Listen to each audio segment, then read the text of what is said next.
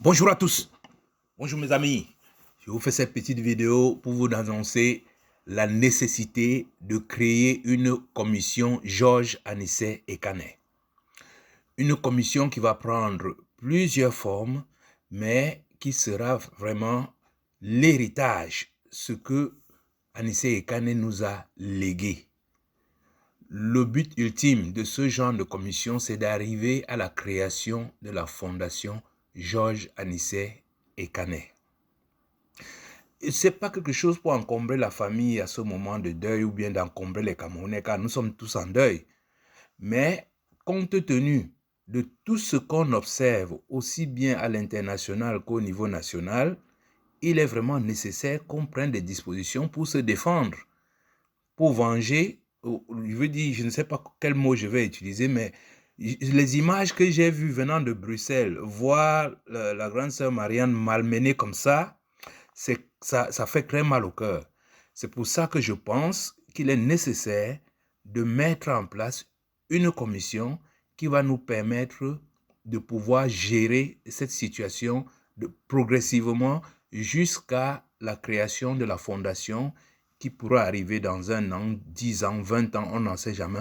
Nous sommes dans la lutte. Cette commission, nous l'avons appelée No Make Erreur pour Nzolo, qui est vraiment ce qu'on appelle le résumé des idéaux qui guidaient Anissé Ekane. Nous allons le voir dans cette vidéo. Et je le dis, il ne le disait pas seulement comme un slogan ou comme une devise, ou comme les anglophones l'appellent, un motto. Non, c'est vraiment, c'était sa philosophie de vie. Donc, nous allons le faire en 5 points. D'abord, qu'est-ce que c'est une commission? Pourquoi cette création? Quels sont ses objectifs? Que peut être le nom? Tout ça, c'est ouvert. Hein? Je dis de le soumettre à la discussion. Et le but ultime de cette commission, comme je vous l'ai dit, qui est la fondation Georges Anissé Ekane. Mes amis, une commission, c'est une charge, c'est une mission qu'on confie à quelqu'un pour qu'il fasse quelque chose à votre place. Le président Anissé Ekane a vu la terre promise et nous a transmis le fanion, comme les Wandje lui avaient transmis le fanion. Il a dit, allez-y. Donc c'est une charge, c'est un mandat qu'il nous a donné. 38 jours de suffocation, c'est vraiment un accouchement difficile, mais il a réussi à nous hisser là où il fallait. Et cette commission peut prendre plusieurs formes. Ça peut être des comités, des petits comités dans les différents quartiers et tout. Ça peut être vraiment une grande commission, et c'est ce que j'appelle la diaspora, à créer ce genre de commission, capitale par capitale, ou que, je veux dire, partout dans le monde où se trouvent les Camerounais, ils doivent créer une commission ou un comité ou une convention Anissé Ekane. Pourquoi cette commission? Avant de dire pourquoi cette commission, je souhaite ajouter une autre définition de la commission. Une commission, c'est une rémunération dont le montant est déterminé proportionnellement aux bénéfices ou au chiffre d'affaires de l'entreprise. Vous connaissez dans notre pays comment ça fonctionne. Vous voulez faire... Il y a des gens qu'on appelle monsieur 10%, il y a des commissaires qu'on appelle monsieur 50 000. Ce sont des commissions, mais sauf que cette fois-ci, c'est pour nous, si nous assumons cette mission, nous aurons une très grande récompense qui sera de sortir de la malchance qui nous habite. Oui, mes chers amis, notre pays est frappé par la malchance, le Ndutu, le vrai.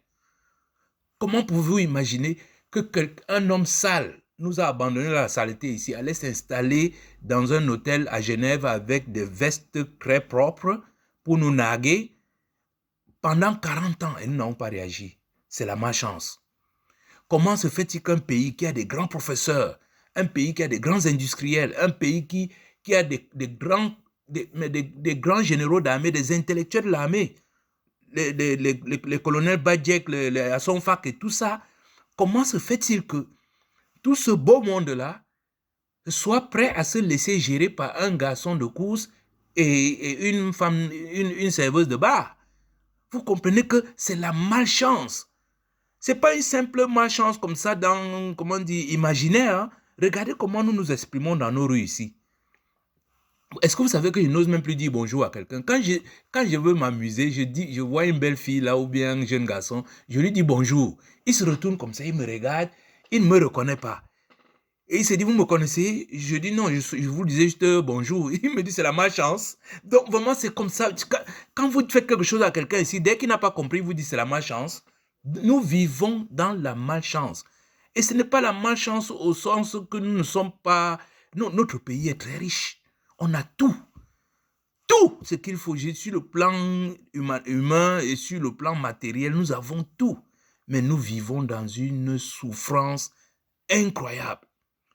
Ma grand-mère dit souvent que Nandoto Yamoto. Mais parce que c'est un peu... C'est-à-dire, on le vit dans notre corps. Est-ce que vous vous rendez compte que je ne vais même plus parfois aux soirées? Parce que quand je vais dans une soirée, on est dans des endroits tellement huppés et tout, on se croirait à New York ou à Washington ou à Pékin ou à Paris. Mais dès que vous sortez de là, vous cherchez où mettre le pied pour que la boue ne touche pas vos chaussures. Vous n'arrivez pas. C'est une misère. C'est la malchance, mon frère. Il nous faut sortir de là. Et pourquoi sommes-nous dans cette malchance? Parce que nous n'avons pas tenu nos reconnaissances à tous ceux qui nous ont libérés. Il y a beaucoup d'efforts que nous faisons quand on voit ça et là et tout, mais nous ne sommes pas encore arrivés là. Les gens comme Douala Mangabel, Omniobe, Ernest Wandje, ce sont des gens qui doivent avoir des fondations. Donc, quand c'était au temps de Douala Mangabel, on disait que nous étions dans les ténèbres, nous étions des barbares. Au temps de Omniobe, on a dit que nous étions des ingénieurs, des indigènes. Au temps de Ernest Wandje, on dit que c'est des colonisés. Qu'est-ce qu'on va alors dire aujourd'hui? Si nous ne réagissons pas pour l'assassinat de Anissé Ekane, que vont dire les gens? Donc, il nous faut au moins commencer notre reconnaissance pour enlever cette malédiction. Je vous assure, mes chers amis, je peux vous le garantir, que ce que le président Anissé Ekane a fait depuis 2 ans pour nous amener là où nous sommes aujourd'hui, il est monté sur une colline, il a vu la terre promise. Il a dit non, je ne peux plus abandonner les Camerounais à ce niveau-là. Il faut que je les y amène. Mais il n'a pas pu arriver. Il nous a passé le fanion. Si nous ne prenons pas cet héritage pour avancer, je peux vous garantir que dans 20 ans, nous serons toujours dans la misère où nous sommes aujourd'hui. Mais si nous prenons ce cheval, ce mandat que nous a donné le président Anissé Ekane, je peux vous garantir également que d'ici 12 mois, nous allons retrouver un État, peut-être pas indépendant, mais au moins où les enfants, tous les Camerounais, se soudent la main pour travailler pour l'intérêt de notre peuple. Une fois que j'ai dit ça, quels sont les objectifs? Donc, les objectifs, c'est vraiment cultiver la mémoire d'Anissé Ekane, cultiver ce motto qu'il avait, l'éveil et la veille, c'est-à-dire on ne veut plus voir ce qu'on a vu à Bruxelles là, où un énergumène, je ne sais plus comment on appelait ça, un morveux vient s'accrocher sur une grande sœur qui a une âme en peine. Non, c'est très compliqué, c'est très difficile. Vraiment, moi, si j'étais face à ce genre de choses et tout, moi, je prends tout de suite la prison, comment on dit, je prends la prison à perpète, hein, il n'y a pas de solution là-dessus. Donc, cette commission, ce n'est pas une commission ad hoc temporaire, hein, non, c'est une commission permanente qui va aller jusqu'à, comme je vous ai dit, jusqu'à la création de la fondation. C'est une commission internationale et même transnationale. Tout Camerounais, où que vous soyez, dès que vous êtes 3, 4 ou 5, formez votre commission ou votre comité. Ça va nous aider à garder la mémoire du président Anissé Ekane et de craquer, de mettre le nzolo à tous ceux qui tentent d'abîmer la mémoire de cet homme qui est mort pour nous. Maintenant, le nom de la commission, moi j'ai choisi très rapidement No Make Erreur en Nzolo parce que quand la mère Henriette Ekwe nous explique, on passe souvent beaucoup de soirées avec elle, nous raconter comment elle parlait d'Anissé Ekane, son courage, quelqu'un qui ne craignait pas les armes, le maître d'Nzolo, très stratège et tout. Donc vous comprenez très bien le sens du No Make Erreur. Et le deuxième sens, c'est le maître d'Nzolo, c'est le grand frère Benjamin Azebazé qui aimait souvent dire « Ah, Anissé Ekane aime trop le Nzolo ». Mais bref, comme je vous ai dit, c'était sa devise. Mais dans ces 2 phrases-là, vous voyez très bien, il y a de l'action. Dans ces deux phrases-là, il y a de l'action. No make erreur, ça veut dire bien que tu es en train de faire quelque chose, mais fais-le intelligemment sans faire d'erreur. Deuxièmement, Punzolo, ça veut dire qu'il faut lober l'adversaire. Quels qu'en soient les moyens qu'a l'adversaire, tu as toujours un moyen de le lober.